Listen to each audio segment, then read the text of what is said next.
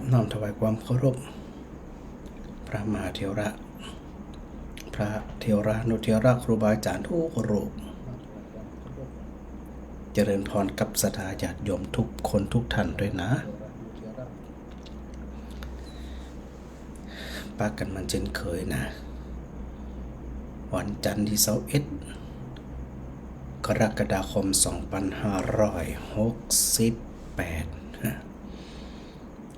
เป็นวันหนึ่งที่พระอาจารย์ได้มาออกรายการสดนะสถานะในช่วงแรกก็เหมือนเดิมเนาะยังบ่รับโทรศัพท์เตือ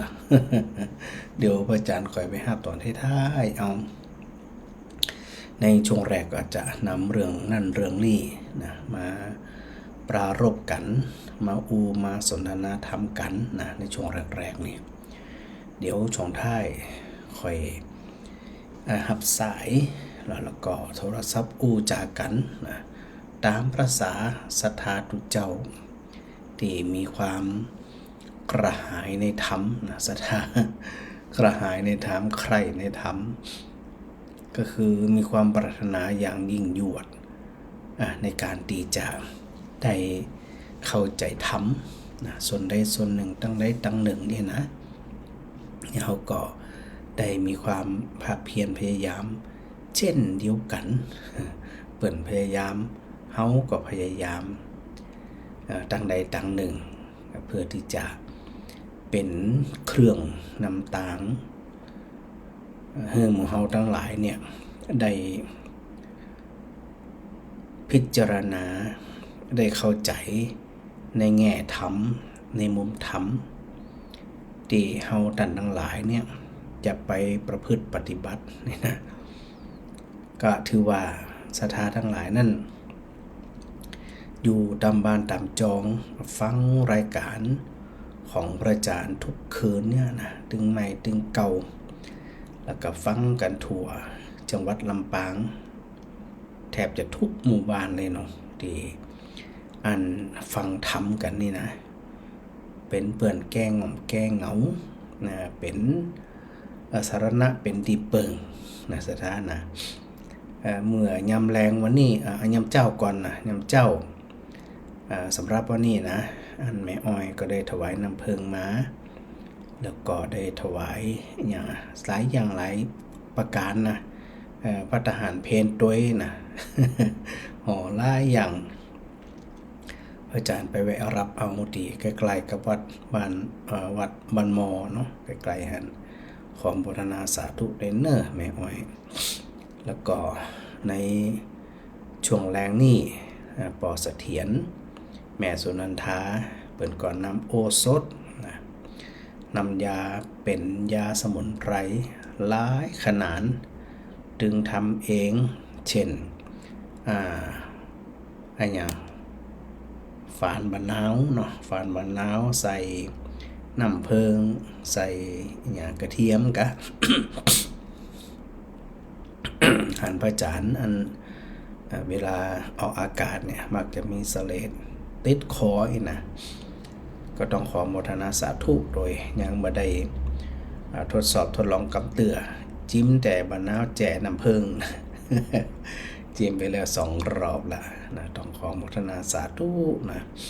ขอให้ปราศจากโรคภัยไข้เจ็บเนอะสุขภาพแข็งแรงโดยตลอดนะเป็นห่วงเป็นใยนำยามาถวายแล้วก็บัดแลงนี้นะก่อนที่จะเข้าวัดมาก็ได้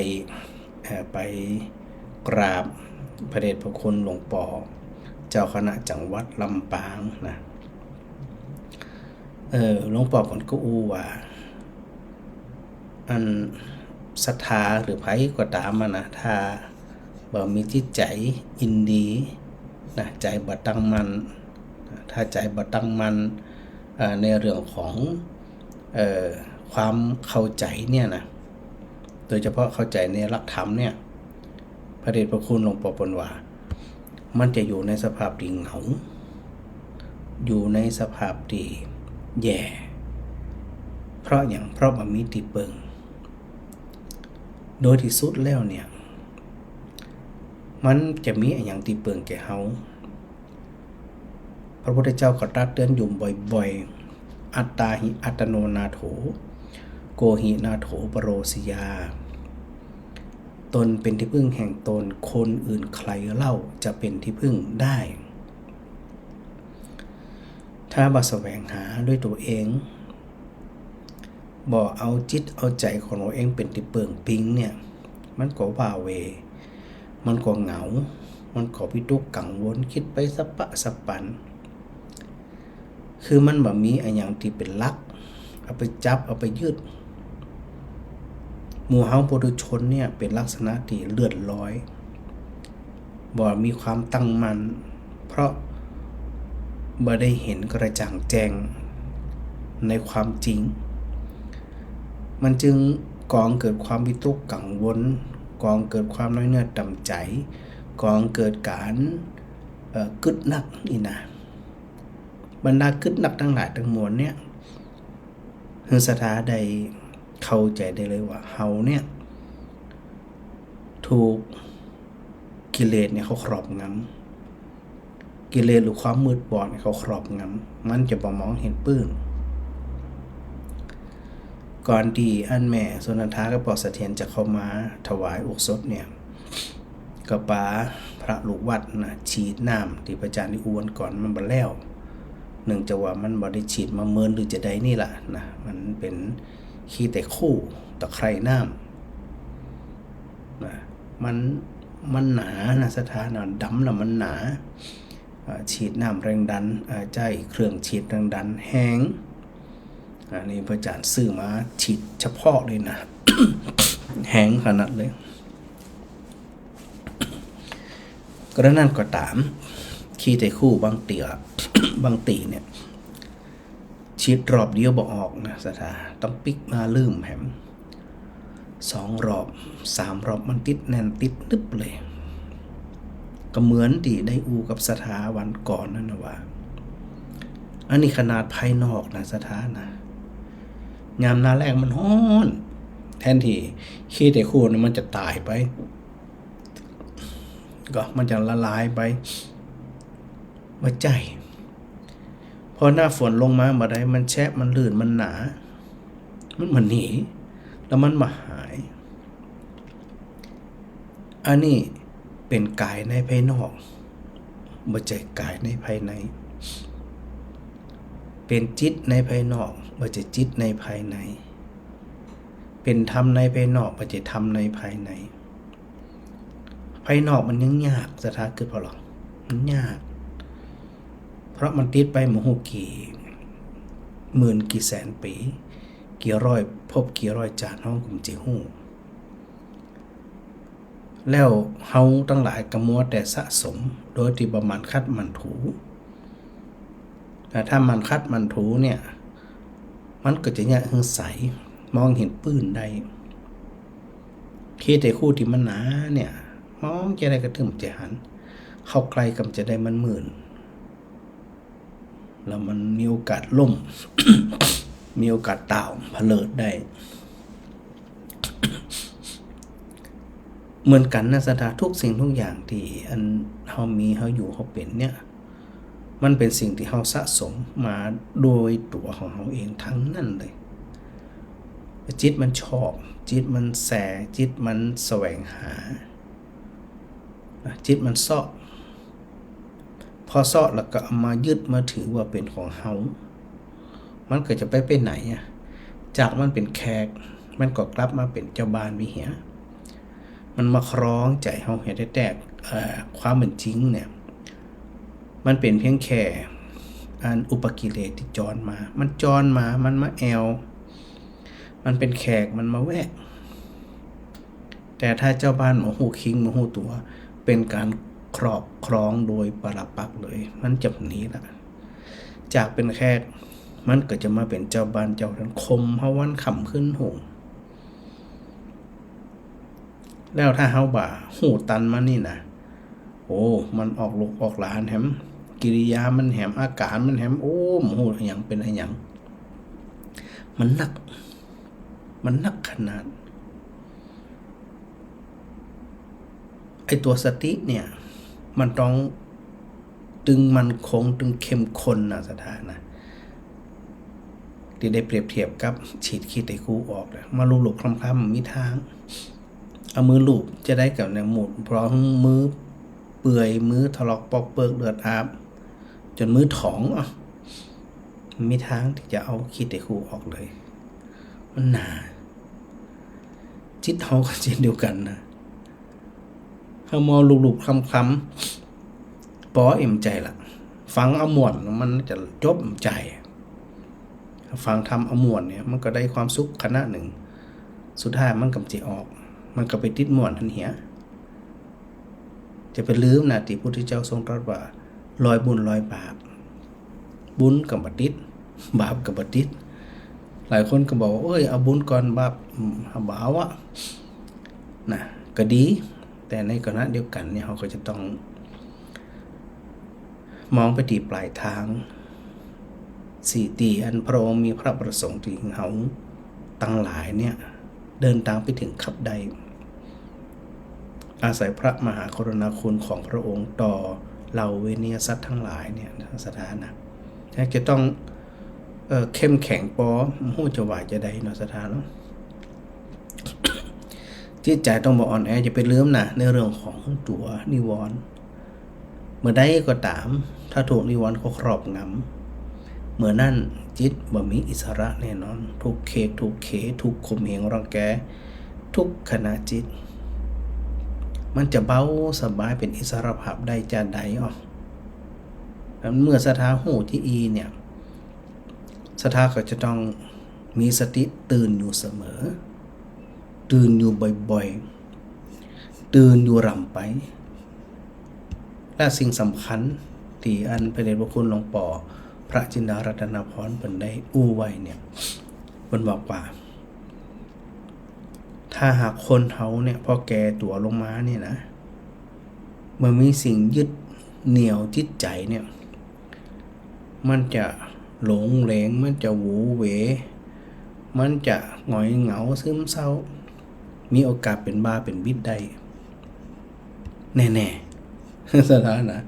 แน่ๆเหมือนที่อันพระพุทธเจ้าตรัสไว้ อันนี้นำมาอูกับสถาแล้วเนาะอจริตวาพรหมจาริยังอารัฐายโยพเนทนังชินะโกน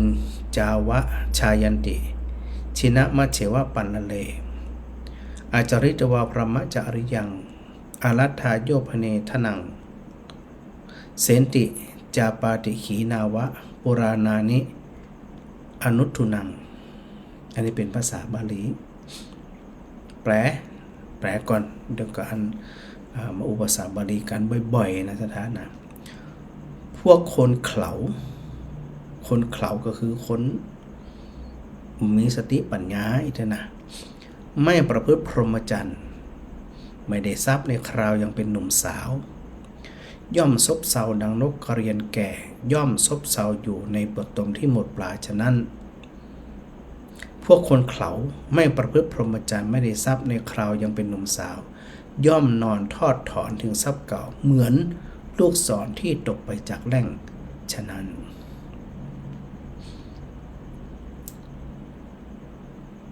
พิจารณากับตัวเฮาเนี่ยนะว่าเฮาเป็นประเภทนกกระเรียนแก่เนี่ยก็คือมันมีกำลังแล้วนะแล้วไปย่ำอยู่อันบนคีเปอร์ตีน้ำกำลังแห้งปลากับบะหมี่นึกภาพได้เลยว่าตายสถานเดียวตายเป็นอาหารกับหมดกับโลกแน่นอนถามว่ามันย่ำบินทั้งที่มันเป็นคีเปอร์คีโป้งอยู่ปลากับมีจะได้บินเพราะมันหมดแหงมันแก่มันเป็นชิ้นนะมันแก่มีแหงที่บินต่อละจะยกตีนของตัวเองขึ้นมาจากเปลือกตมจากคีเปอร์ที่มันเป็นลมนะก็บ่ได้ละเพราะอย่าง เตพระพุทธเจ้าได้ตรัสแบบเทียบว่าในคราวเป็นหนุ่มเป็นสาวจริงๆเนี่ยมันจะต้องไล่ตั้งแต่เป็นเด็กถ้าเป็นละเด็กละอ่อนวัยเด็กบ่ห่ำบ่เฮียนบ่แสวงหาความรู้สะสมความรู้ พอเลยอายุไว้ขึ้นมาจะไม่นี่หูแหมหมุมตันละไปซ่อว่าหากินเพราะไปซ่อว่าหากินไม่ได้อย่างมีความโหมมีวุฒิมีอย่างมันก็ไปทางมีโอกาสถึงนะมีโอกาสเดินต่างพิษใดพอมีโอกาสเดินต่างพิษใดสมมติไปมีครอบครัวนักขณะที่ตัวเองมันมีความพร้อมตัวเองมีความพร้อมกินเหล้ากินยาหรือไม่ก็ขี้ข้านเพราะหาการหางานลำบากอันนี้มันต้องสืบเนื่องมาตั้งแต่ตอนอันเป็นละอ่อนมาขยันหมั่นเพียรเขาเป็นหนุ่มเป็นสาวมีรักปักฐานและประแสวงหาทรัพย์สมบัติความมีทรัพย์สมบัติจะไปอยู่ก็ไผ่ใดจะไปทำงานก็ไผ่แล้วไปอยู่จะใดมีทรัพย์สมบัติไม่กอดทีตัวออกห่างเพราะมีไข่คบมีอย่างกะแยกตัวออกมาคนเดียวไปมากลับกลายเป็นโรคซึมเศร้าเหี้ยมาเข้าสังคมเข้าได้เพราะว่าตัวเองเหมือนมีความพร้อมสถานหลายคนสถานมาช่วงปลายที่พุทธเจ้าทรงตรัสว่าพอยามมีอายุนักแล้วบ่ประพฤติพรหมจรรย์ คือบ่แสวงหาที่พึ่งบ่เคยหึงตานบ่เคยรักษาศีลบ่เคยเข้าวัดบ่เคยฟังธรรมบ่เคยปฏิบัติธรรมแล้วจะเอาอย่างมาที่พึ่งได้เหงาที่นี่โลกเหงาโคตรแสกเสียดายเวลาจะต้องแสวงหาจะได้ที่หนึ่งเพื่อที่จะเป็นที่จ้างที่พึ่งเฮาเพราะเฮาเนี่ยบ่สามารถอาจจะเป็นที่พึ่งของตัวเองได้แห่งด้านจิตใจอย่างมั่นคงมันต้องแสวงหาที่พึ่งพอถึงคราวมดถอดถอนอะไรประดุดดังหยังประดุดดังลูกศรที่ปล่อยออกไปจากแหล่งออกไปจากคันธนูเนี่ยพอมันโดนแห้งมันตกอย่างเดียวซะนะมันไปตอมจะได้มันตกมันจะตกโลหะน่ะมันถึงไปตอมได้เพราะมันหมดแห้งถอดถอนเมื่อเฮาเข้าสู่ปัจฉิมวัยเข้าสู่ผู้สูงอายุเนี่ยจะต้องเป็นผู้สูงอายุที่มีคุณค่าในตัวเก่าคนอื่นจะหันมาหันกับเรื่องของเขาคนอื่นจะชมบ่ชมกับเรื่องของเขาแต่ในใจเฮาเนี่ยสมบูรณ์ไปด้วยคุณธรรมสมบูรณ์ไปด้วยภูมิธรรม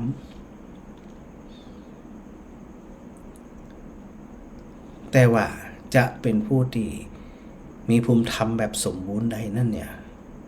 กระนี้มาปนจากความขยันหมั่นเพียรแสวงหาในเบื้องต้นเฮาแสวงหาเรื่องเบื้องต้นเสาะหาในเบื้องต้นมีความพร้อมเหมือนเฮาขยันการขยันงานมีทรัพย์สมบัติพร้อมเฮาก็ไม่ใจกลัวหรอกเดินทางไปที่ไหนตั้งได้เฮาพร้อมเฮามีปัจจัยพร้อมเฮามีเงินพร้อมไปไหนก็ได้ไกลก็ได้ใกล้ก็ได้จะบินก็ได้จะเดินก็ได้จะนั่งรถก็ได้เพราะเฮามีความพร้อมบุญเช่นเดียวกันนอกจากไปคิดว่าเฮามาเอาบุญมาแสวงบุญไม่ได้อย่างบุญมันหมดจะไปจะได้บุญบ่มีน้ำพามันรังแต่จะยะเปิ้นห้องว่าอุปถัมภกกรรมที่มันบ่พร้อมบ่สะดวกเป็นมหาวิบากเป็นอกุศลวิบากคอยอุปถัมภ์คือคอยสนับสนุนถึงมีความทุกข์ยากลำบากอยากจนเข็นใจเจอคนกับคนแบบบ่ดีเนี่ยเจอเหตุการณ์กับเหตุการณ์ที่บ่ดีสถานที่ที่อยู่ที่ไปก็บ่ดี เพราะเฮาบ่มีความพร้อมที่จะเลือกสำหรับคนที่มีความพร้อมถึงมันหือตานมันรักษาศีลมันเจริญเมตตาภาวนามันทำไปเรื่อยๆจะหนักจะน้อยเฮาอยู่ได้ไปได้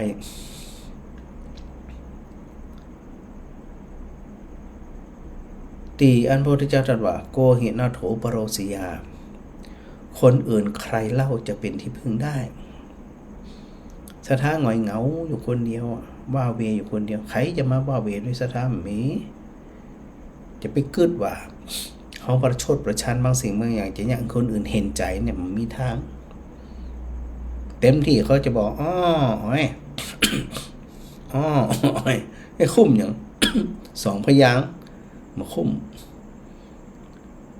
มาเฮาหมดจำเป็นจะต้องร้องคนอื่นเห็นใจมาต้องร้องคนอื่นชื่นชมมาต้องร้องคนอื่นอันโปรโมทเขา จะโปรโมทบ่โปรโมทบ่ฮู้บ่สนใจตัวของเขาฮู้ด้วยตัวของเขาเองแล้วจะไปคาดหวังนี่อันนี้อูหลายรอบเนาะจะไปคาดหวังกับสิ่งใดกับไผ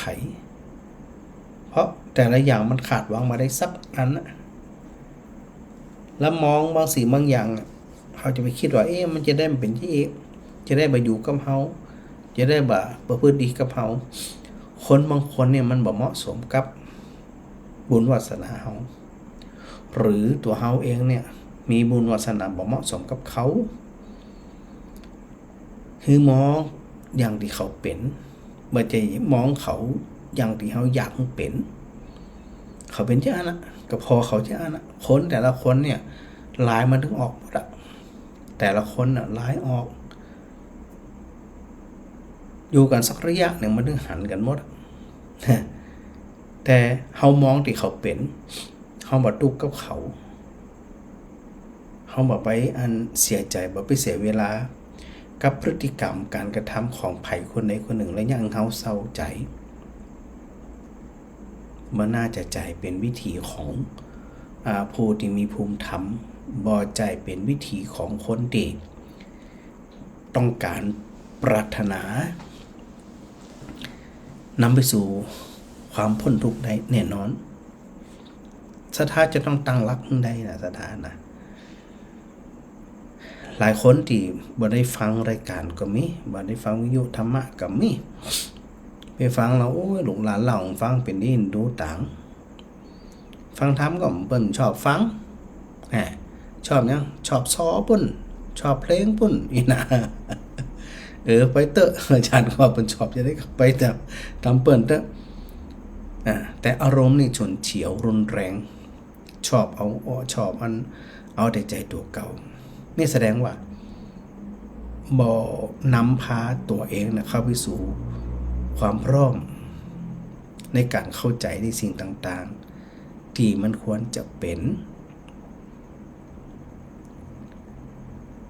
แล้วบางคนเนี่ยโอ้ยหันละเอ็นดู เอ็นดูถึงผู้เฒ่านั่นเอ็นดูถึงลูกถึงหลานโมโหเนื้อโมโหไตนะเพราะเขาบ่ได้สร้างเขาบ่ได้สะสมสิ่งเหล่านี้ไว้นะบุญกุศลเนี่ยศรัทธาเขาจะบ่ไปเขาจะบ่สนใจบ่ได้นะเขาบ่สนใจมันก็บ่สนใจเขาเหมือนกันมันเป็นเรื่องเพิ่นฮ้อแฟร์ๆเนาะวินนี่นะเขาบ่สนใจมันก็ใจสนใจเขาสนใจมันจึงจะสนใจเขาจะไปลืมนะโดยที่สุดแล้วเนี่ยต่อเฮาฮักเฮาหวงเฮาห่วงเฮาหลงเฮาจังเฮาแจ่งจะได้ก็ตามสุดท้ายหลุดมือปล่อยมือหมด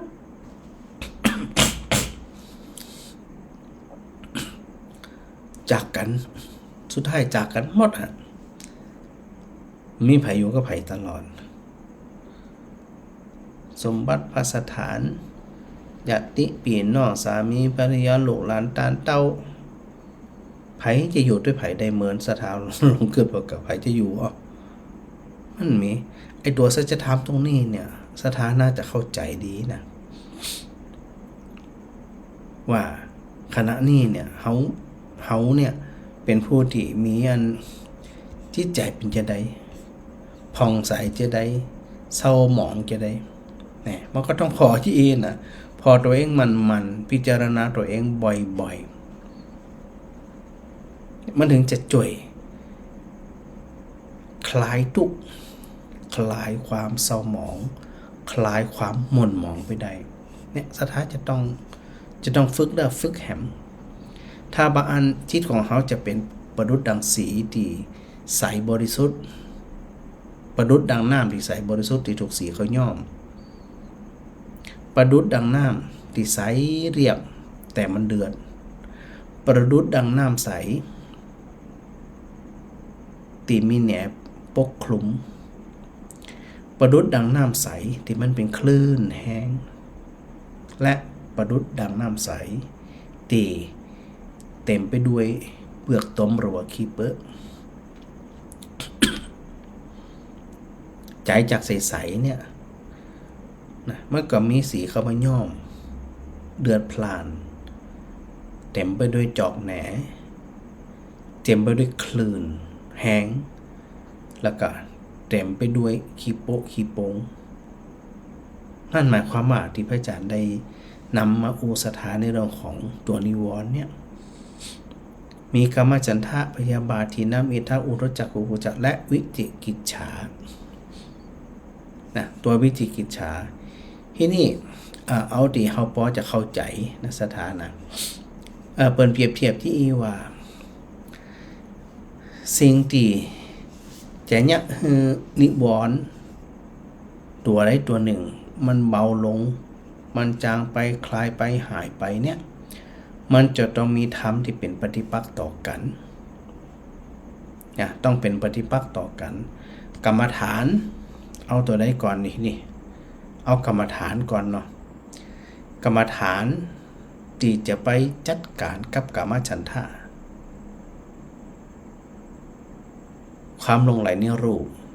ในเสียงในกลิ่นในรสในสัมผัสมีอะไรอย่างมีภาวนากายคตาสติมีอสุภะสิบมีอาหารเรปฏิกูลสัญญาเพื่อที่จะไปทำลายความอยากในกามคุณนั่น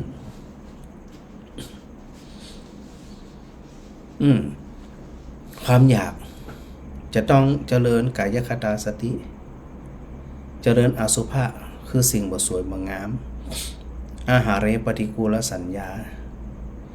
าในเรื่องอันอาหารที่กินเข้าไปเป็นของปฏิกูลทั้งหมดเลย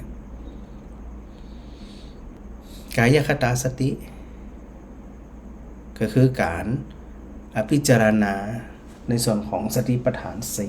4ซึ่งในอันกายานุปัสสนาสติปัฏฐานทั้ง4เนี่ยหมายถึงว่าสติปัฏฐานทั้ง4เนี่ยประกอบไปด้วยกายานุปัสสนาแล้วก็กรรมฐาน แล้วในตัวกายานุปัสสนาสติปัฏฐานเนี่ยสถาเปิ้นขึ้นไปพิจารณาอะหยังสถาว่าเปิ้นเริ่มต้นโดยเปิ้นเฮาว่าอานาปานะปัปพะพิจารณาเห็นกายในกายอยู่อย่างไรเล่าตีไปจัดการความที่ใจในกามคุณหารูปเสียงกลิ่นรสสัมผัสนี่นะคือนั่งคูบัลลังก์ตั้งกายตรงดำรงสติไว้เฉพาะหน้าเธอมีสติหายใจออกมีสติหายใจเข้าเมื่อหายใจออกยาวก็รู้ชัดว่าหายใจออกยาวเมื่อหายใจเข้ายาวก็รู้ชัดว่าหายใจเข้ายาวเมื่อหายใจเข้าสั้นก็รู้ชัดว่าหายใจเข้าสั้นย่อมสำเนียกว่าเราจะเป็นผู้กำหนดรู้ตลอดกองลมหายใจทั้งหมดหายใจออกย่อมสำเนียกว่าเราจะเป็นผู้กำหนดรู้ตลอดกองลมทั้งปวงกองลมหายใจทั้งปวงหายใจเข้า เราจะระงับกายสังขารหายใจออกเราจะระงับสังขารหายใจเข้าอันนี้เป็นกายคตาสติที่กรรมฐานที่จะไปจัดการตัวกรรมฉันทะเนี่ยนะที่พระอาจารย์ได้บอกสถาอยู่ที่ผ่านมานั่นนะว่าสถาจะกำหนดลมหายใจอานาปานสติหรืออานาปพะเนี่ยหายใจออกก็หู้หายใจเอาเข้าก็หู้หายใจออกก็หู้ออกหายใจออกยาวก็หู้ออกยาวเข้ายาวก็หู้เข้ายาวสั้นก็หู้สั้นถึงหายใจเข้าถึงหายใจออกรู้เท่านี้ ถามว่ามันจะไปจัดการตัวกรรมชนะจะได้ทำเหตุก่อนถ้าเขาบัดทำเนี่ยเขาจะไปดูผลเนี่ยโดยบัดได้สร้างเหตุบัดได้สร้างปัจจัยเนาะบัดได้สร้างเงื่อนไขเนี่ยจะไปรอเห็นผลเนี่ยมันจะเห็นจะได้ในเมื่อบัดเดียวเริ่มในการกระทำสิ่งทั้งหลายเหล่านั้นนะอันนี้เป็นกายคตาสติในเรื่องของอานาปานสติและนอกจากนั้นกายคตาสติต้องไม่นึกอย่างแหมนึกตอนเฮาอยู่ในอิริยาบถไหนเดินก็รู้ชัดว่าเราเดินยืนก็รู้ชัดว่าเรายืนนั่งก็รู้ชัดว่าเรานั่งนอนก็รู้ชัดว่าเรานอนเดี๋ยวนี้สถาอยู่ในอิริยาบถไหนใน4อิริยาบถใหญ่นี่ตัวสติเขาไปกำหนดเห็นในอิริยาบถที่เขาเป็นอยู่เดี๋ยวนี้เนี่ยวางท่านก็นั่งบางท่านก็นอนฟังแล้วบอกสถาอยู่หลายครั้งแล้วนะว่าการที่เฮาทั้งหลายเนี่ยผู้ที่เริ่มต้นฝึกใหม่ๆนี่นะจะต้องปิดปัจจัยภายนอกที่เข้ามากระทบเช่นโทรศัพท์การทีวีการอย่างการเนี่ยนะวิทยุกันนี่ปิดหมดเลยถ้าเปิดมันจะดึงใจเฮาไปออกทิศมันต้องปิดต้องสงบต้องเงียบต้องสงัดเท่านั้นนะสถานะ มันจึงจะไปเห็นชัดในอิริยาบถของตัวเก่าว่าขณะนี้นะเขานอนอยู่เนาะสถาหลายคนนอนไปหันรูปร่างกายของเขานอนอยู่นอนท่าไหนนอนเหยียดนอนคู่นอนหงายนอนคว่ำนอนสักแกงมือวางอยู่ตรงใดเท้าอยู่ตรงใดศีรษะวางอยู่ตรงใดแล้วหันว่าหู้ว่ากำหนดเห็นว่า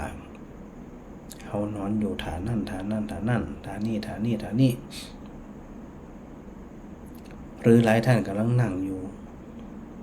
ก็กำหนดชัดว่าขณะนี้เนี่ยเขานั่งแบบใดนั่งเปื้อนนั่งคดสวายนั่งพับเพียบนั่งห้อยขานั่งย่อนขาเขาจะอยู่อิริยาบถแบบใดไปหันอิริยาบถแบบนั้นไปสังเกตเห็นอิริยาบถแบบนั้นและนอกจากนั้นเป็นสัมปชัญญะปัปพะอันนี้นี่ละเอียดเข้าไปแหมนะสถานะ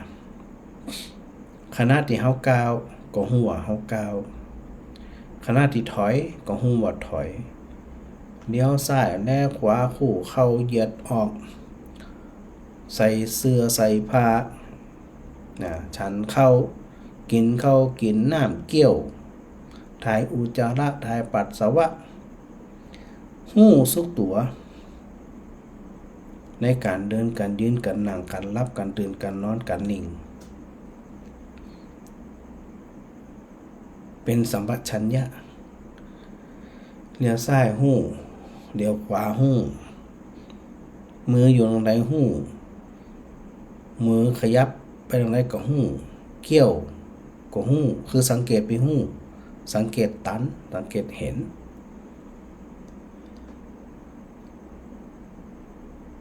และนอกจากนั้นปฏิกูลมนสิการบัพพะพิจารณาโดยความเป็นของไม่สะอาดอันนี้กำลังพูดถึงในเรื่องของกายคตาสติว่าที่พญานุในวันก่อนนะว่าคือเขาพิจารณาเห็นร่างกายเนี่ยมันจะซึมเศร้าจะได้ต่อเมื่อมันหันความจริงเขาจะจังไผต่อแหมหันอย่างนั่งก็ดียืนก็ดีนอนก็ดีสังเกตได้แต่ป้นปลายตีนพดไปถึงผมสังเกตตั้งแต่ผมพดไปถึงปลายตีนอุ้งตีน เห็นยังมีหนังหุ้มห่ออยู่เต็มไปด้วยของที่บ่สะอาดมีผมมีขนมีเล็บมีฟันมีหนังเอ็นกระดูกเยื่อในกระดูกม้ามหัวใจตับพังผืดไตปอดไส้ใหญ่ไส้เก่าอาหารใหม่อาหารเก่าเป็นดีเป็นสลอกเป็นสเลดเป็นหนองเป็นเลือดเป็นเหงื่อมันข้นน้ำตามันเหลวน้ำมูกน้ำลายไขคอและมูดไปรวมไปจนถึงอุจจาระปัสสาวะด้วย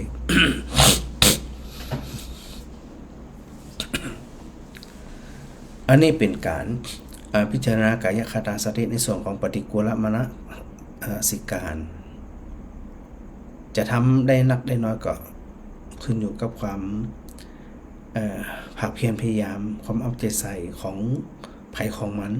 จะนักจะน้อยก็แล้วแต่จะขั้นจะมาทำเลยเนี่ยแล้วมาได้ใจมันจึงจะไปสนิทชิดเชื่อ กับการประพฤติปฏิบัติล่ะมันเป็นเรื่องของตัวเก่าล้วนๆนั้นพอเห็นที่เนี่ยเห็นจากอสุภะเป็นสุภะหรือว่าสุภะเป็นอสุภะตอนที่พระอาจารย์เห็นอยู่อินเดียเนี่ยเกือบ10 ปีมหาลัยที่พระอาจารย์อยู่คือ BHU หรือมหาลัยบานารัสฮินดูยูนิเวอร์ซิตี้หรือมหาลัยพาราณสีมีนิสิตเป็นหมื่นนับ เงินไปแล้วก็มหาลัยที่พระอาจารย์เห็นอยู่เนี่ยบักไกลจากแม่น้ำคงคาสัก4 กิโล 5 กิโลเนี่ยสถานจะไกลจะเดินกับปอเดินอยู่นะแต่ส่วนมากจะนั่ง3 ล้อตุกๆเนี่ยนะไปกับไปเดินเรียบแม่น้ำคงคาเจ้าบ้านไปก็อาบน้ำล้างบาปกันเดินไปถึงเปิ้นตาเผาศพซึ่งที่เป็นเผาศพเนี่ยเป็นเผากันวันค่ำขึ้นหูบ่เลือกวันบ่วันบ่แห้งวันแห้งบ่แห้งบ่หัวตายบ่ได้เผามันนั่นเฉพาะถามอนิกานิกาขานี่เป็น100 ศพต่อ1 วันนะสถาเกิดประกาศนี่ไปรอกันได้วะรอวันจันทร์วันอังคารวันพุธวันนู้นวันนี้ได้ไม่ได้ของมันก็คือมากะแมวเน่าเหม็นเนี่ยกะพอตายแล้วผมจะเอาไปอันตีฝั่งแม่น้ำคงคาชื่อว่าแม่น้ำอัศอยแม่น้ำอันเนี่ยก็มณิกานิกากลับไปพระอาจารย์ก็ไปบ่อยนะไปพอเขาเผาศพเพราะว่าเขาเผาเนี่ยบางที3 กล่อง 4 กล่อง 10 กล่องก็มีเผาไปไผ่ม้ามได้ก็เผาวันนั้นกันตันแห้งเตี่ยมตันทับแต่เผาไปหันจนคุ้นตาชินตาว่าในแวบหนึ่งบางทีบางแวบแค่นั้นเองมันบ่อยู่ตลอดนะมันแวบหนึ่งคนเฮาเนี่ยเศรษฐีก็ดีอยากจนเข็นใจขอตานก็ดีสุดท้ายหามาเผาตีด้วยกันหมดเลยมีไผเอาทรัพย์สมบัติเอาเงินเอาทองเอาปีเอาน้องมาอ้างว่าห้ามเผาข้านเนี่ยมีไผอ้างได้สักคนแล้วมีไผซื้อได้สักคนได้เลยนะสถานะแล้วนั่นสถานลองเกิดจีว่าหลายสิ่งหลายอย่างนะหลายสิ่งหลายอย่างเลยที่เฮาบ่สามารถที่จะซื้อได้ด้วยวัตถุสิ่งของด้วยเงินด้วยปัจจัยมีอย่างของเวลาชีวิตมิตรแท้แล้วก็ความตายถ้ามันต้องมีหวังสถาจะซื้อเวลาได้ว่าจะไปมาถึงเถื่อมันผูกจะไปแก่เตี่ยได้กว่ามันได้มันบีมันหนาบมันหนวดเอาไหลบดเฮาไปแค่น้อยแล้วน้อยเวลาเนี่ยเอาต่อว่าเอาติดแล้วเดินแล้วปิดแล้วปิกมาหำได้ก็มันได้นะมันได้เลยสิ่งที่เขาซื้อบ่ได้เลยนะ1เวลา2ชีวิตมีเป็น100 ล้านพันล้านหมื่นล้านแสนล้านตายก็ตายซื้อชีวิตได้ก็มันได้เผลอๆคนมีสตังค์เนี่ยตุกเหมือนกว่าคนบ่มีตังค์เผลอๆนะเพราะอย่างใส่ยางระยงระยายมันตายง่ายๆเพราะมีตังค์เสียบสายไว้ก่อนมันมาตายเตือนะประคบประงมกันบางทีอยู่เป็น5 ปี10 ปี ทรมานถึงเปิ่นทรมานถึงตัวอันนี้สำหรับคนมีตังคนมีตังยื้อได้ก็ได้มันให้มันตายให้จ้อยไป ทรมานเหมือน นะ1เวลา2ชีวิต3มิตรแท้มิตรแท้เนี่ยสถาไปหาที่ไหนเอาซื้อมันจะได้เอาตังไปซื้อมิตรแท้เนี่ยได้ก็ตอนนี้เขามีตังจ้างเขาหรือเป็นประโยชน์กับเขาเนี่ยดูเหมือนว่าเขามีมิตรแท้หันดีหันงามเคียงมาเคียงไหลล้อมมีประโยชน์ล้อมมีทรัพย์สินล้อมมีเงินมีทางไปที่จะอยู่ด้วยเขาโดยตลอดมีสวะขวางละในเรื่องเรานี่ตัวสัจธรรมเนี่ยในชีวิตประจำวันเขาหารหมดอนัสธาเนาะ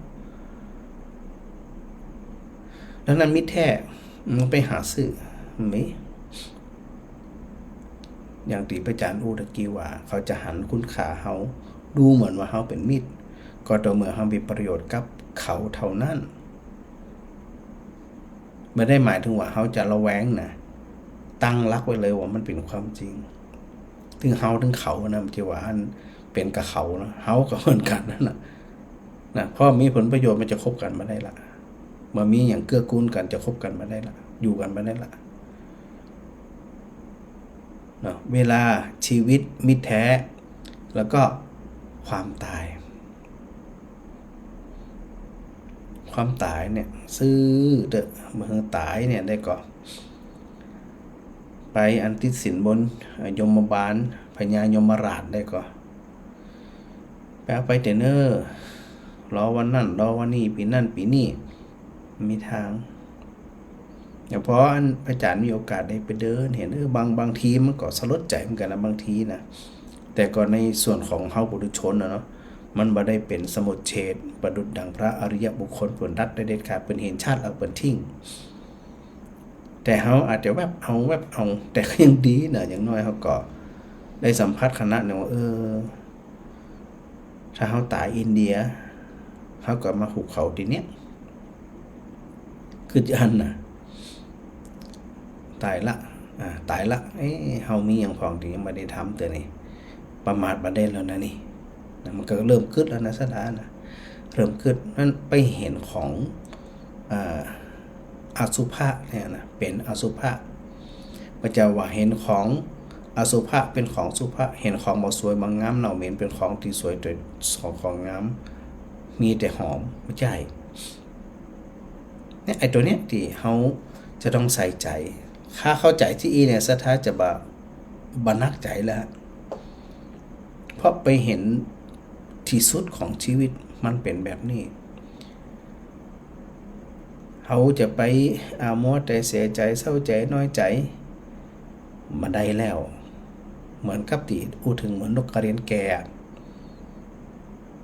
เหมือนลูกศรยิงไปแล้วมันหมดแห้งมันตกเท่านั้นมันไปต่อมได้แห้งจะนักแห้งจะน้อยขึ้นอยู่กับคนตีดขึง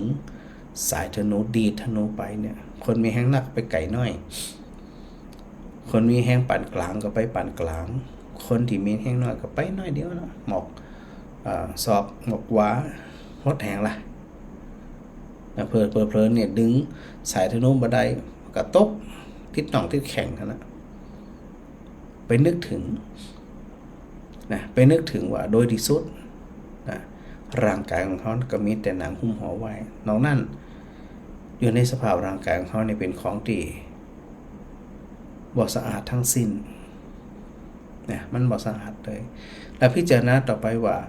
ธาตุมนสิการปัปภะพิจารณากายโดยความเป็นธาตุร่างกายของเขาเนี่ยมีธาตุดินธาตุน้ำธาตุไฟธาตุลมมันไม่อยู่นี่นะเราไปจนถึงอนวะศิวติกาปัปภะพิจารณากายโดยความเป็นซากศพตั้งแต่ตายใหม่ๆเป็นจุดไปจนถึงเป็นผุยผง อันนี้เป็นภาวะกายคตาสติที่อันไปจัดการกามฉันทะความที่ใจความดีใจความหลงไหลในเรื่องของกามคุณทั้ง5รูปเสียงกลิ่นรสสัมผัส เฮาเนี่ยมันเหมือนกับพาวายได้วายทวนน้ำนะนอกจากวายแบบไปบ่ได้แล้วอิดบ่ได้พระพุทธเจ้าตรัสว่าจะได้อนิจจังทุกขังอนัตตาแล้วก็อนิจจังทุกขังอนัตตาเขาก็ไปหันว่ามันต้องเที่ยงมันต้องเป็นสุขแล้วมันต้องมีตัวมีตนมันตรงกันข้ามกับสภาพธรรมของความเป็นจริงถึงหมดแล้วมันจะทำจิตใจของเขานี่เบาบางโปร่งเบาโล่งๆได้จะได้มันมาได้สถานะมันจึงจะได้เฮาทั้งหลายเนี่ยก็จะต้องฝึกหัดฝึกทำฝึกแก้ไขฝึกเต่าที่เขาจะฝึกได้เดี๋ยวพระเจ้าตรัสว่าจะนั่งคูบัลลังก์ตั้งสติให้มั่นนั่งคู่บัลลังก์ตั้งสติให้มั่นคงแล้วต้องทำด้วยนะถ้ามาทำแล้วก็มาได้มันก็ได้อย่างมันจะได้อย่างนะอันนี้เพียงแค่กรรมฉันทะและตัวอื่นทำหรอพยาบาทที่น่ามิท่ากุทัจจกุจาวิจิกิจฉาเดี๋ยวก็ไหลลงมาแหมวันพรุ่งนี้เนี่ยพระอาจารย์เดินทางไปประชุมที่นครสวรรค์นะสถานะมาหัวจะไปถึงปุ่นกี่โมงออกประมาณสักเที่ยงนี่ละ ไปประชุมงานบริหารเนาะไปประชุมก็พอเสร็จแล้วน่าจะไปนอนคืนหนึ่งสัตหะไปนอนคืนหนึ่งก็ปิกมาเดี๋ยวดูว่าประชุมเลิกค่ำหรือว่าประค่ำถ้าเลิกประค่ำก็จะปิกวันฮือเลยถ้ามันมืดมันดึกมันค่ำก็อาจจะนอนทั้งคืนหนึ่งนี่นะเพราะว่าเดินทางกลางคืนก็ไม่อยากจะเดินทางกลางคืนนะเนาะก็ปรับไปเที่ยนะตอนนี้พระอาจารย์เปิดสายแล้วเนอะวันนี้รายเหงามาบ่ได้รับโทรศัพท์สถาเพื่อที่จะให้งานการอธิบาย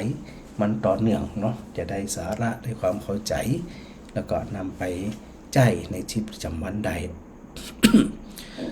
แม่รำไพ่การนมัสการพระอาจารย์มาโยมอันสุพรรณีนะสุพรรณีกับสาธุเจ้านี่สาธุโดย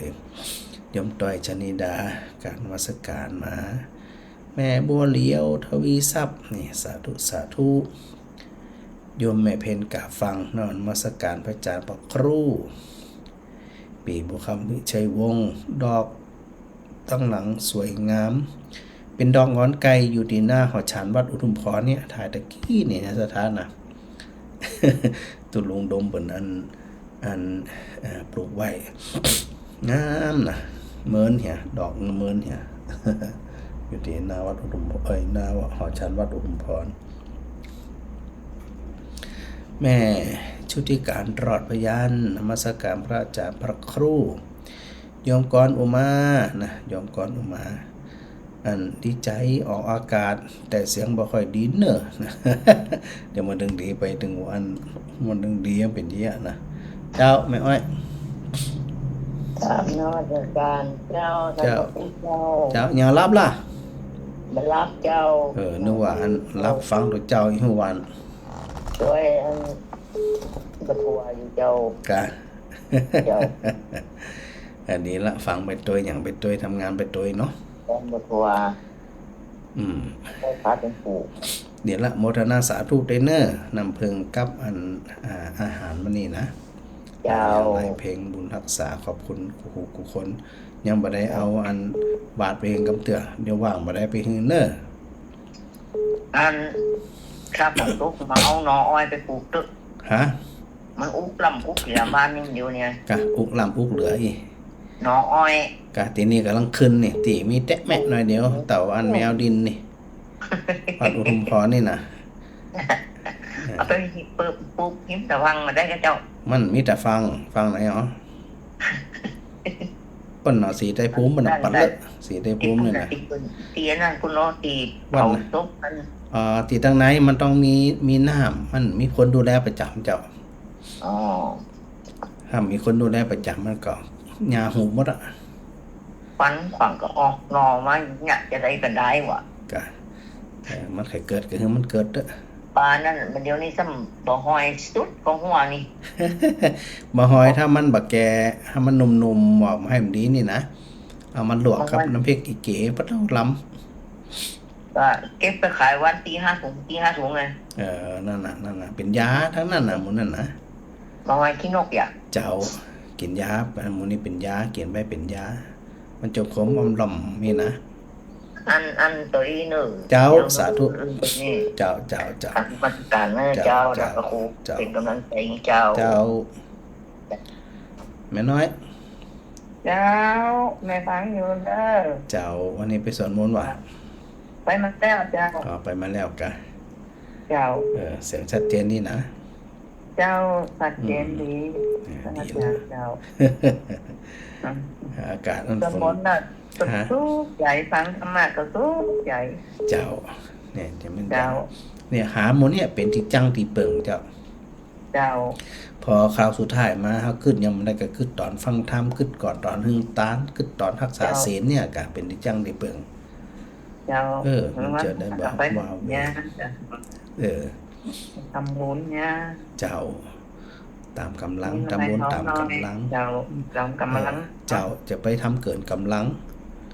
เจ้า ทำหมอกกำลังเขาพอจะทำได้แต่ทำบ่อยๆตามกำลังเขาเนี่ยจะเป็นโหม ดีละจะได้กระบุญรักษานะแม่นะ เจ้าเจ้า สาธุเจ้าสาธุเจ้า เจ้า สถาตกหัวจ้างแม่บ่ขาย เจ้าโอ้ยดอกสวยจังเนอะ ดอกสวยแต่เนอะชมดอกบ่ชมผู้เจ้านี่ สวยไม่สวยบอด อันปลูกอยู่อันนาหอฉันนี่ตุลุงเพิ่นปลูกไว้ เดินทางมัน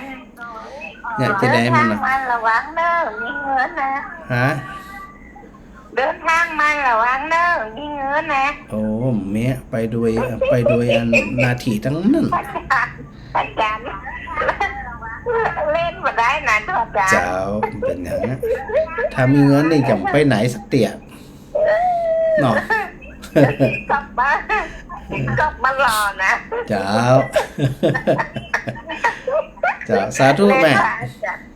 เล่นพระอาจารย์มาได้นะหัวใจกัน เจ้า ทำงานร้านตัวด้วยนะกระตุ้น เจ้าสาธุเจ้าสาธุถ้ามีเงินตึ้มไปไหนอ่ะจะอยู่วัดเนี่ยตึ้มอันไปไหนพระอาจารย์เล่นๆกับศรัทธาอย่างถ้าถูกหวยรางวัลที่1สัก3 งวดซ้อนนี่นะแต่บ่ซื้อสักเตียนี่นะที่ถึงนี่นะถ้าถูกรางวัลที่1 3 งวดซ้อนจะเอ็นสัก7 วันมาได้ตึ้มตักไปสักคนไหนนะ จะกินละลับพอลองเป็นยังได้เนาะ แต่มันเป็นแบนได้พอมือซื้อเนาะสถานนะ อาดแม่มาไหล เจ้าสาธุแม่ แม่กำลังฟังอยู่ในพระอาจารย์เจ้า เจ้า ฟังพิจารณาโดยปฏิบัติด้วยนะพระอาจารย์เจ้าแม่ทุ่มไปทั้งได้ ควรเป็นแบบนั้น ก็ธรรมะเจ้าสายนะพระอาจารย์วันนี้ทำไม่ เจ้า ว่านะ ถูกต้องละ นะนะ มันต้องปรับจะนี่ เราจะไปหันหน้าไปทางใดมันไม่ชอบไปทางไหนจ้ะ แม่นถ้าเฮาบ่มีที่จังที่เปิ่ง เจ้า ถ้ามีที่จังที่เปิ่งเดี๋ยวใส่แลความมีที่จังที่เปิ่งอย่างเงี้ยยังได้โวเวหมดอ่ะ ต้องมีที่จังที่เปิงแต่พระอาจารย์เจ้า แม่ก็นั่งฟังตัวละพิจารณาปฏิบัติตัวเอง เจ้า แต่จะไปทางใดล่ะไปเอาอย่างอื่นมาอย่างอื่น มาเอาที่อื่นมาเป็นอันที่จังที่เปิ่งเป็นสาระพระพุทธธรรมประสงค์นี่ได้พอละ แม่นละเจ้านั่นน่ะ เวลาเฮาน้อยเกินกว่าที่จะไปแสวงหาอย่างอื่น แม่นละเจ้า วันนี้แม่ก็อยู่คนเดียวนี่แม่ก็อ่านหนังสือโต้ยขอบ เจ้า แสงดอกแสงดวงอย่างแม่อยู่คนเดียวของแม่จะเรียบสบายใจดี ถูกต้อง จะไปวุ่นวายก็ไปจะเนี่ยยังไงแม่ก็ไม่สนใจอ่ะมันเป็นเรื่องของใครของมันเนาะ ถูกต้องโดยที่สุดอย่างที่ว่ามีไผมาป้องกันไผได้มีไผตัวไผได้สักคนนะ ใครต้องช่วยเหลือเฮาเดียวเฮาต้องช่วยเหลือตัวเอง แม่น เราต้องสู้ ถูกต้อง ต่อไป ถูกต้องก็ปรับไปเยียนนะแม่เนอะ เจ้าพระอาจารย์เจ้าแม่ก็ถามว่าเวลาเป็นโยเข้าพระธาตุแล้วยังไงเจ้าแล้วอย่างอันพออาจารย์ไปใส่บาตรของคุณแล้วแม่จังมันมีใครว่าตัวพระอาจารย์หง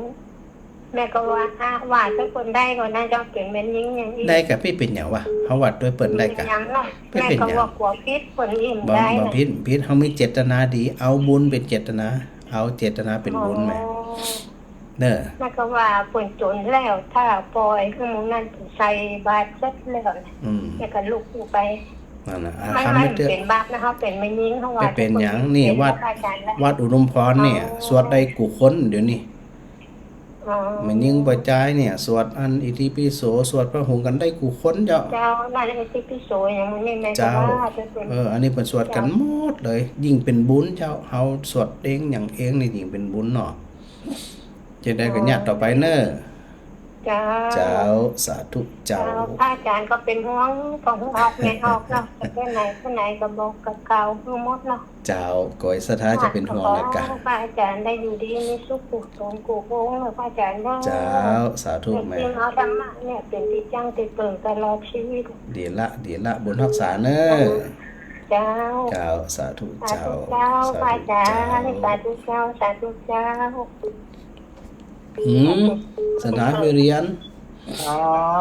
ธรรมะสังโฆมือไปแปดใจว่าต้องทำโมสังโฆพุทโธด้วยกะพุทโธทำโมสังโฆมันแจสายถูกส่งต่อเองนะว่าว่าไปสปาน่ะกะมันส่งไปไหนอ่ะก็นั่นน่ะอีแม่ว่าโอ้ยแม่ก็ให้นั่นจะแดงนี่เนาะมันส่งไปหาเทวดาต่อกันใช่กะโอ้แต่คือนี่กันน่ะชอบตึงมาได้สักอย่างเลยมันอันนี้ก็เทวดาอาจจะเอามาส่งมังค่าให้พ่องอยู่หัวค่ะเห็นลำคาญกดมันนี่โหเอามาเพะอยู่เนาะได้กันไหนก็ได้เนาะเจ้าแล้วฝนตกว่าทั้งปุ่นมันนี่บัดตกฮ้อนขนาดนักแล้วบัดเดียวนี่ตีว่าน้ำปุ่นตานี่น่ะเจ้าบัดเดียวเปิ้นแปะเปิ้นเขาไปปุ่นไปตังเหนียงเหยาวดีแล้วเปิ้นแปะตังมันไปเปิดแตกต่างไปทางเมียงยาวล่ะอีดูเมียงยาวไปกรอบเขาเมียงยาวเพิ่นน่ะมั้งเป็นหยังเดี๋ยวเมียงยาวก็เอาไปที่อื่นตอมเนาะกัวอันอีน้องอยู่หออีแม่เอ้ยอีน้องก็ฝันบัดนี้น่ะมันว่าน่ะผ่านแต่คือนี่มันแต่เจ้ามันโทรมาหาแม่นี่แม่จะได้น้องผ่านบัดนี้แม่เก็บหัวเด้อน้ำน้องบ้านเฮาท่วมคนตายนักครับอีแม่อีน่ะอีน้องว่าน่ะจิตกังวลเจ้าจิตกังวลมันจะเป็นอย่างนั้นน่ะฝันไปสักปะจะเป็นจิตมันกังวลก็แล้วกันตะวะนี่ไปกินข้าวได้เปลี่ยนนั้นเป็นรถแท็กซี่ไม่แรงไงและการเจ้าของรถรุ่นว่าอีแม่อีน้องมาด้วยกันนี่3คนจากการแล้วขึ้นรถคนเดียวน่ะไล่น้องก็เลี้ยวหันคุ้มสุดขาวน่ะไหวไปไงนะมันว่าจะกึดนักอันนี้มันกึดนักละแม่เอาไหวน้องเนาะเดวุฒอีแม่บอกคืออย่างบ้านเฮานี่ไปหักส่งรักษาน้องหนาอีน้องน้องบ่ต้องกวางสักอย่างอ่ะแม่นละการแม่นั่นเจ้าของห้องนั่นไผอีน้องบอดหลอดไฟบอดแล้วเพิ่นไปติดหลอดไฟให้น้องเพิ่นว่าเข้าห้องอีน้องขนคิงลูกอย่างเงี้ยกูอีว่าไฟมันมืดกันถ้ามันแจ้งมันจะไปขนคิงลูกหยังจังได๋แม่นั้นว่าน่ะอีน้องก็ว่าน้องเอาหยังแล้วหยังมาติดบ้านในมดละโลแล้วก็หอหั่นละเปิ้นหอนั่นเปิ้นแต่งสารเข้าคุ้มใหญ่น่ะไว้หั่นน่ะจะมีหยังเข้าได้เนาะเจ้าก็เอาความดีเป็นหลักก็แล้วกันเอาความดีแม่บอกกับน้องแม่เอาผ้าขึ้นไปละองค์เนาะไปไว้บนหัวหั่นที่เพิ่นมีแต่ผ้าน่ะเจ้าเพราะว่าหอนั่นมีตำรวจไปหั่นเจ้าแล้วเปิ้นแต่งผ้าไว้เปิ้นมาเอาลงนี่แหละแล้วก็เอาให้น้องไปองค์นึงนี่น้องข้างว่าน้องก็ไหว้พระเจ้าแจ้งแล้วก็ไหว้พระเจ้าบ่มีหยังบ่มีหยังบอกได้เลยบ่มีหยังเด้อก็แม่ก็บอกกับน้องว่านะบ่มีหยังเด้อน้องบ่มีหยังของเฮาไปคุ้มครองเฮาถึงนั่นนี่เนาะเจ้าดีละว่าอย่างเด้ออีเนาะคือกำลังใจละอ่อนเด้อแม่เด้อเจ้าแม่กำลังใจแบบเนี้ยดีละสาธุเจ้านั่นเจ้าแม่แถมฟ้าแม่แถมฟ้าทุกเข้ามาประจำไปนะครับสักกรรมแม่ตุ้ยนะสาธุพระอาจารย์ ปอยงหยุดนะแม่แจ่มฟ้าแม่แจ่มฟ้านมัสการเจ้าพระอาจารย์ท่านพระครูเจ้ามือแปบแล้วกะแปบแล้วแต่กดหรอ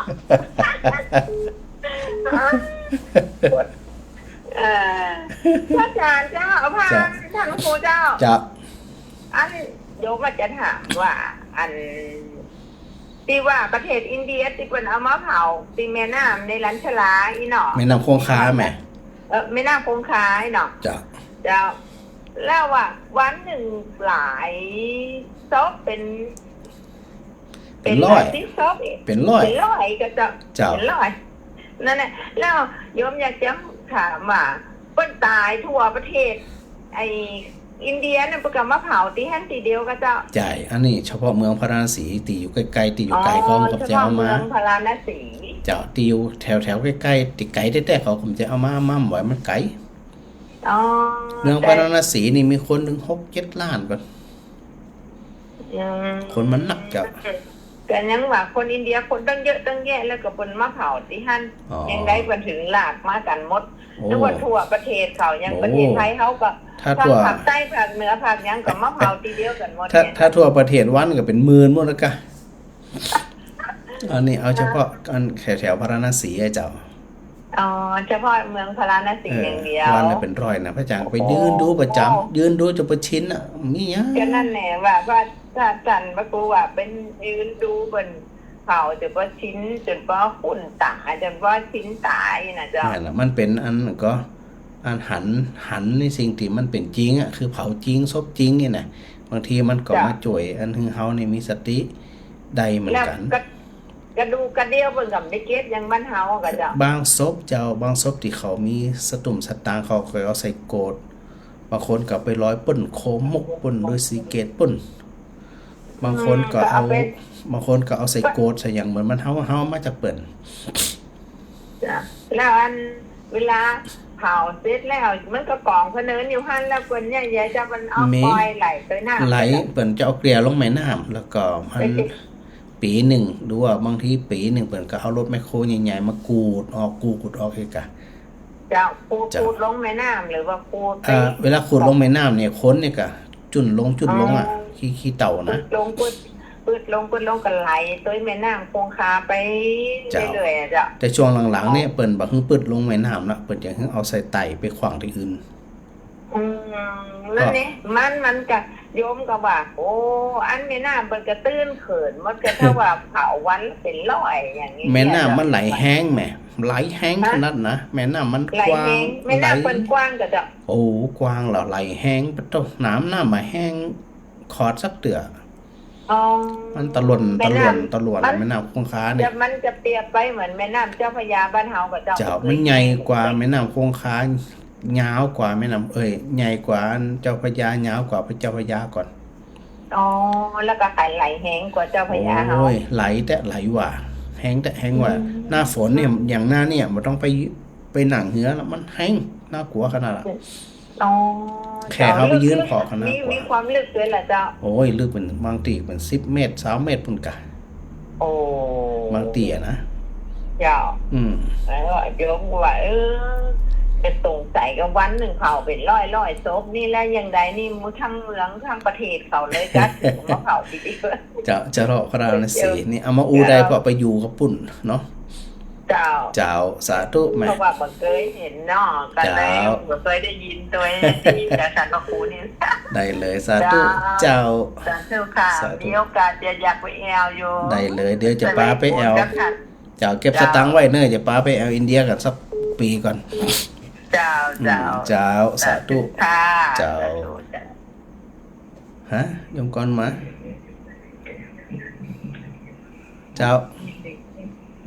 การมาสการอาจารย์สาธุเจ้าแม่น้ำคงคามีความยาว 2,510 เมตรกิโลเมตรเนาะเจ้าแม่นละจำแม่นแล้วก็ไหลไปทางที่ตะวันออกลงสู่อ่าวเบงกอลเจ้าอ่าวเบงกอลนี่อยู่ที่ประเทศอะไรอย่างไรอาจารย์เบงกอลก็อยู่ประเทศอินเดียนะครับแต่บางแถวอันที่ประเทศเองก็ปนห้องว่าปนห้องกันกตาของกตา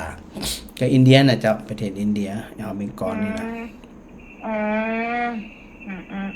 อาจารย์มาทำที่อีเกะกะ มันง่ายดีอ่ะใจเริ่มผูกเต็มกระตุกแค่ไหนนะเดี๋ยวแม่โดนแม่แดงได้ยินได้กำแล้วอ่ะเดี๋ยวได้แม่โดนแดงตังวินเนอร์กลับมาเลยเห็นมันเลยจัดการเล่นผูกอ่ะอันนึงได้กับแม่ตั้งนั้นเลยมึงจัดคุยได้เนาะจ้าดอกงามดีพระเจ้าวันนี้ดอกสวยสีสวยต้องนึกถึงตุลุงเป็นคนปลูกดูแลเจ้าพระอาจารย์เป็นคนถ่ายสวยสวยแต่เจ้างามแต่เดี๋ยวพระอาจารย์จะปั๊บถามอย่างลืมไปแล้วนี่ว่าเดี๋ยวเสียเวลาพระอาจารย์จะนักเล่นนะเนี่ยได้จะถามอย่างลืมเนี่ยแล้วนี่ลืมจะถามมาได้เรื่องต่อไปเนี่ยเจ้าแม่แก้วเป็นสบายดีกว่าแน่แม่แก้วสิงแก้วน่ะแม่แก้วสิงแก้วตักมาเลยมาโทรมาหาอาจารย์เลยเนาะก็ยังน่าจะสบายอยู่กะบางทีเปิดโทรบัดติดผ่องยังผ่องอีกอะดีขึ้นหรือเปล่าดูเป็นคิดถึงเป็นยายแก้วอ่ะเจ้าเดี๋ยวอันยมเพ็ญศรีลูกสาวเพิ่นก็ถึงตักมาทั้งหลายตั้งอันเฟซอยู่แล้วเจ้าอาจารย์นักสุขภาพได้นะเจ้าสาธุเจ้าบุญทักษะวันนี้ฝนตกก็อุทุมพรไม่แน่ใจตอนนั้นแล้วผมมีเสียงมาค่อยดีพระอาจารย์นะเจ้าสาธุเดี๋ยวถึงดีขึ้นเดี๋ยวมาควรแล้วนะเจ้าสาธุสวัสดีค่ะสาธุค่ะพอยงหยุดมานี้วันนะทักทายประจานมาแม่กับสีขันแก้วนะฟังตึงวันดอกงอนไก่งามแตะอันนี้ประจานเสียมาเนอะอันแม่บัวทองอินสุวรรณแม่บัวทองอินสุวรรณสาธุฟังประจานอยู่แม่อัญชันวงจังเงินแม่สมจิตอินทรวิจิตโยมนิสารัตนวาหะเนี่ยสาธุค่ะสาธุแล้วก็ชมดอกไม้มางามแม่สุนันทานะโมทนาสาธุด้วยนะแม่สุนันทาปอเสถียรนำอัญญาสมุนไพรหลายขนาดเป็นโอสถมาถวายพระจันทร์วันนี้โมทนาสาธุด้วยเนิ่มแม่พิสมัยสีเทพธรรมรงค์นะฉากหลังดอกไม้แดงงามแตะนี่คือดอกหอนไก่นะท่านอาจารย์ทวีอินทคุสาธุกราบนมัสการครับสาธุด้วยนะครับท่านอาจารย์ครับทักทายมาไม่ได้เจอกันนานแล้วนะครับเนาะสาธุด้วยนะครับแม่จันดีไว้เจ้าแม่ก็นึกว่าเป็นเทพพอกาเป็นเทพเจนใดวันนี้วันจอนที่21ตัวมันจะที่สายถึงหมดฤทธิ์กันแล้ว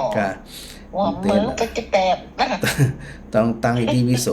108จบปุ่นต้องถึง108จบปุ่นอาจารย์ไปห้ามเอาอย่างมาแทนก่อนนะไปห้ามรางวัลศิษย์เก่าเกียรติคุณคือศิษย์เก่าดีเด่นนะจ๊ะของมหาลัยสงฆ์นี่กะมจรเนี่ยก็จะเดี๋ยวฮับนั่นเดี๋ยวฮับนี่เดี๋ยวใจเต้นเด้อจากหัวจักนี่ไปหัวจะไปฮับอย่างนั้นนี่นี่แหละนี่เก่งเต๊ะโอ้ยเป็นไปตามนั่นนะแม่